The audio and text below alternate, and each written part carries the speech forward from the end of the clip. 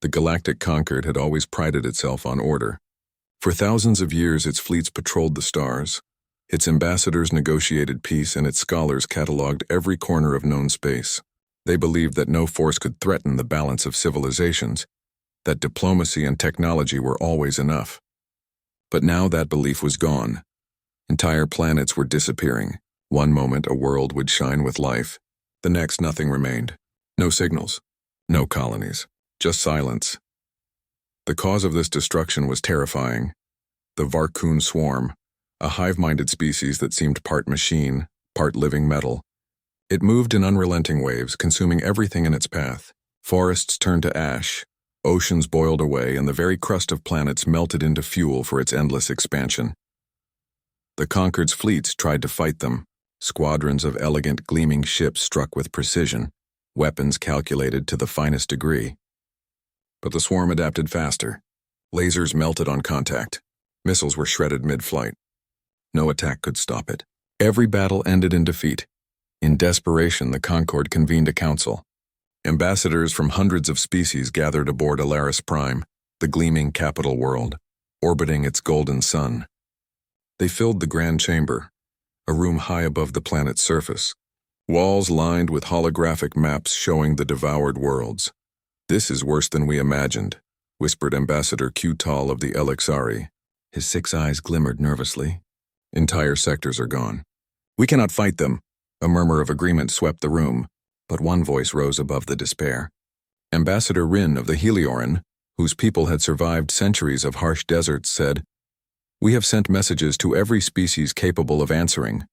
If anyone can help, they will answer now. We have only hope left in the unknown." And the unknown had answered.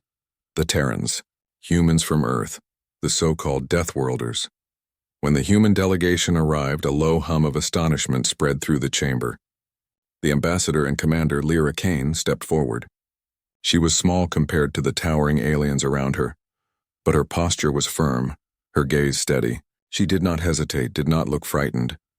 "Your message reached us," she said clearly, her voice calm. "You need help. We will answer." The room fell silent. The Concord had expected debate, maybe negotiation, perhaps even refusal. But this human offered only action. A murmur ran through the ambassadors. "They come from a world that survives. Storms that would crush our cities," whispered an Elixari delegate. "They walk in oceans boiling with acid," another said. "They do not fear death. They are reckless." Commander Kane ignored their whispers. She turned to her officers and said, "Prepare our ships. We leave immediately. Every life that can be saved, we save. That is all." The humans had a saying, "When someone calls for help, you do not hesitate." That saying was written in their history, in their survival, in every human who had walked across deserts, survived plagues, or sailed into storms. And now it extended into the stars. The Terran ships were not the most powerful in the galaxy. They were older models, battle-tested but not elegant like the Concord fleets. Their hulls were scratched and scorched from centuries of surviving harsh planets, but their weapons and shields were adapted for the impossible. Earth's gravity, storms, and unpredictable dangers had taught humans to innovate, to survive against odds that would break others. As the fleet prepared for departure, Kane gathered her crew. She spoke not of glory or honor, but of duty. "We are going into danger," she said. "This swarm has destroyed entire worlds. It is faster than us, stronger than us, and it will try to break us. But we have something they do not: choice. We choose to protect. We choose to stand. No one else will. If we fail, lives are lost. If we succeed, hope lives. That is all we need to carry." The crew nodded. They did not argue, did not hesitate. On Deathworld, people learned early that fear was natural, but action was essential. The humans launched quietly, slipping past the Concord's astonished gaze. In the vacuum of space, their ships gleamed under distant suns. They traveled faster than anyone expected, cutting through the void with determination. They carried with them not just weapons, but hope, and every alien observer could feel it. As they approached the edge of the swarm's territory, Kane opened a channel to the nearest Concord fleet. "This is Commander Kane of the Terran Defense Fleet," she said. "We are en route. Stand by to coordinate. We will do what you cannot, and what the swarm cannot predict. Prepare your people. This fight is unlike any you have seen." The aliens stared at the message. Even in centuries of spacefaring diplomacy, no species had ever spoken to them with such confidence. The humans' words carried weight even without power. Inside the human ships, engineers worked at panels, adjusting shields, calibrating weapons, and rerouting power from one system to another. It was chaos, but the crew thrived in it. Every problem was a challenge to overcome, and every obstacle was an opportunity to survive. Outside, the stars stretched infinitely. Worlds lay in ruin below, their destruction a silent testament to the swarm's power. Kane looked at the holographic map of devoured sectors and felt the familiar grip of determination. "This is what we were made for," she whispered. "No one else can do this. We will not fail." Days passed as the fleet moved closer. Communications from terrified colonies filtered in. Fractured messages, desperate pleas, and reports of entire populations on the brink. Kane listened, and for each message she gave an order. Human ships split, converged, and created corridors of safety for those still alive. The conquered had never seen anything like it. Their fleets relied on careful planning, rigid rules, and perfect calculations. Humans relied on instinct, creativity, and courage. They adapted to every new threat in real time, improvising repairs and solutions that seemed impossible. One scout ship reported a swarm advance in real time. Kane assessed the situation and gave a single command: divert power to shields, redirect engines, draw them into the canyon cluster. We hold them here, then push the fleet through. It was simple, clear, and yet dangerous. No one else in the galaxy would have attempted it, yet the human crew executed it flawlessly. In orbit above a devastated world, the humans made their first move against the swarm, but they did not attack in the usual way. They deployed defense grids, massive fields of energy designed to protect the planet rather than destroy the swarm. It was a strange approach, one the Concord did not understand. Humans did not always destroy what threatened them. They protected what mattered.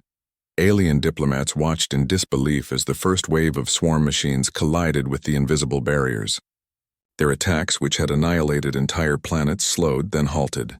The swarm had never encountered a defense that absorbed its power instead of counterattacking. Kane's voice came over the fleet comms. "Hold your ground. Protect the colonies. Do not retreat.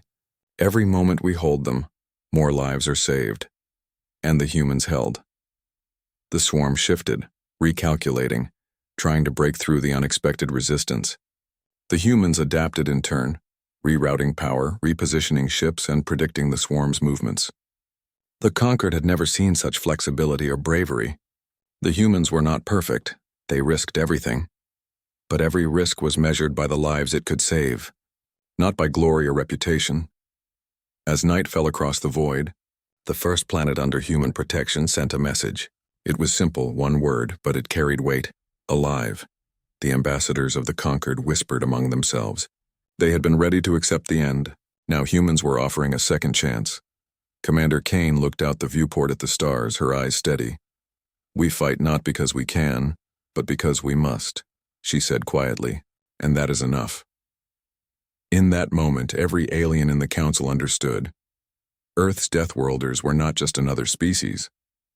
They were a force unlike any other, a force that fought for life itself even against impossible odds. The first part of the battle had begun. The humans had answered the plea. The galaxy held its breath. The Varkan swarm advanced without pause. Its massive metallic tendrils stretched across space like a living storm, devouring everything in its path. Entire planets had already fallen, and countless colonies sent desperate messages as they faced annihilation.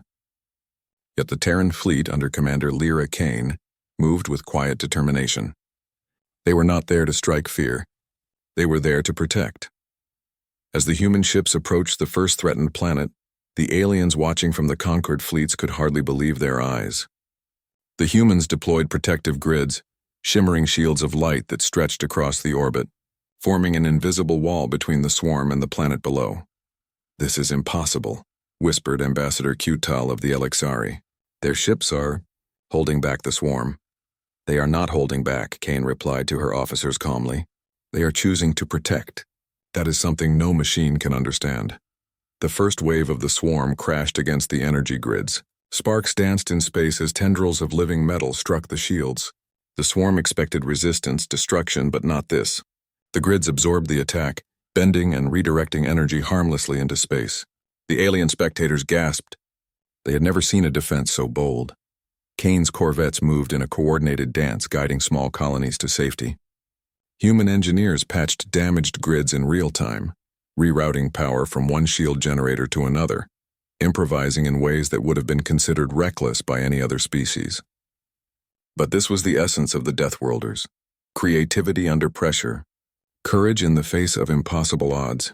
A Varkun carrier, a massive, living fortress of metal, charged at a planet that still had thousands of citizens trapped below. Kane did not hesitate. "TSS Resolute, intercept," she ordered. The corvette surged forward, engines burning at maximum. Its shields flared as it rammed the carrier, pushing it away from the planet. The collision was violent, but the ship held. Its hull groaned under pressure, yet it remained steadfast. "Every life counts," Kane said quietly over the comms. "Hold the line!" From the conquered fleets, diplomats and admirals watched in awe. Their own ships, designed for precision and efficiency, could not perform such feats. The humans were improvising, taking risks that seemed impossible, and yet every maneuver saved lives. The swarm adapted quickly. It shifted its attack, focusing on the smaller, slower ships at the edges of the protective grid. But humans anticipated. Small fighter crafts darted in and out, drawing the swarm's tendrils away from the planets. Engineers on board the larger vessels monitored energy readings, sending real-time commands to shield nodes, repairing gaps faster than the swarm could exploit them. Then came the strangest weapon of all. From the TSS Harmony, a signal pulsed into space, not destructive, not violent, but resonant with sound. It was music, simple, rhythmic tones, created by frequencies that humans had accidentally discovered while testing Earth instruments in zero gravity. The swarm shrieked in response, its coordination faltering. Tendrils twisted and retreated in confusion, unable to interpret the human-generated signal. "What? What are they doing?" whispered Ambassador Rin of the Helioran. "No one uses music as a weapon." Kane smiled faintly. "Not a weapon, a guide. A distraction. It works because they cannot think beyond destruction. Humans, we think differently." The swarm, disoriented, struck at nothing. Its coordinated waves began to break apart. The humans exploited the confusion, moving quickly to protect more colonies. Each planet that had been marked for destruction now had a lifeline.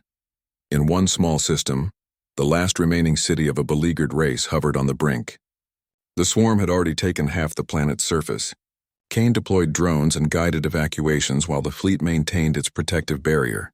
Civilians were ferried into orbit, shielded from harm, as human engineers patched the remaining gaps in the grid. The aliens, who had always relied on calculated strategies and overwhelming firepower, stared in astonishment. Every human maneuver was improvised yet effective. Every sacrifice was voluntary. No one fled, no one abandoned hope, and no one hesitated. "Deathworlders. They fight not for glory," whispered Qtal. "They fight for life itself." Hours turned into days. The swarm, frustrated and confused, began to weaken. Its attacks became less coordinated, less forceful. Kane's fleet adapted constantly, guiding survivors, repairing damage, and maintaining shields across dozens of worlds. Finally, the moment came when the swarm's advance faltered completely. Its tendrils, once relentless, now recoiled. It attempted to regroup, but the humans' constant interference, both physical and subtle with music and maneuvering, kept it off balance. For the first time in recorded history, the swarm retreated. Cheers erupted across the Terran fleet. They had not sought glory. They had not aimed to destroy the enemy. They had saved lives. And now, countless civilizations owed their existence to the courage of a few human ships. The Concord ambassadors approached Kane in orbit above a devastated but surviving world. Their voices trembled with awe. You have done the impossible," said Ambassador Rin. "Entire planets saved. The swarm, they have never withdrawn before." Kane shook her head. "We did not do the impossible. We did what was necessary. We chose to protect when no one else could. That is all." The ambassadors exchanged glances. They realized a truth they had never faced. Humans were not like other species. They did not fight for power, for territory, or for fame. They fought because they refused to leave others behind. One ambassador asked cautiously, "Will you remain with us? Protect our worlds permanently?" Kane smiled faintly. We are not conquerors. We are not guardians forever, but when someone calls for help, we answer. That is what makes us human. The survivors of the Varkun attack sent messages across the galaxy, telling stories of their saviors. They described small battered ships standing firm against an unstoppable storm. They described shields glowing against impossible odds. And they described humans, ordinary beings from a harsh planet, who refused to leave them to die. Kane's fleet, having repaired what it could, prepared to leave the system. The aliens insisted on offering gifts, titles, and rewards. Kane declined politely. We do not fight for reward, she said. We fight because someone called and we answered. Remember that. It is all the recognition we need. Before jumping to hyperspace, Kane sent one final message to the conquered. Courage is not strategy. Valor is not a calculation. When humans answer a plea for aid, the universe itself learns the meaning of bravery. Protect your worlds. Stand together. That is all we ask. And with that, the Terran fleet vanished into the stars, leaving the galaxy in stunned silence. For generations to come, the story of the Deathworlders' valor spread across countless worlds. Children learned the tale in schools. Scientists studied the tactics. Politicians referenced the courage of beings who came not to conquer but to protect. And somewhere in quiet corners of space, survivors whispered thanks to the humans who had saved them when hope seemed lost. The galaxy had learned something profound. Survival and courage were not just about weapons or numbers. They were about choice, determination, and heart. And the Deathworlders, living on a planet where storms crushed cities and oceans boiled with danger, had proven that they possessed all three in abundance. As Kane watched the stars disappear behind the fleet's jump into hyperspace, she smiled faintly. The universe had called for help, and the humans had answered. No force, no matter how terrifying, could match that.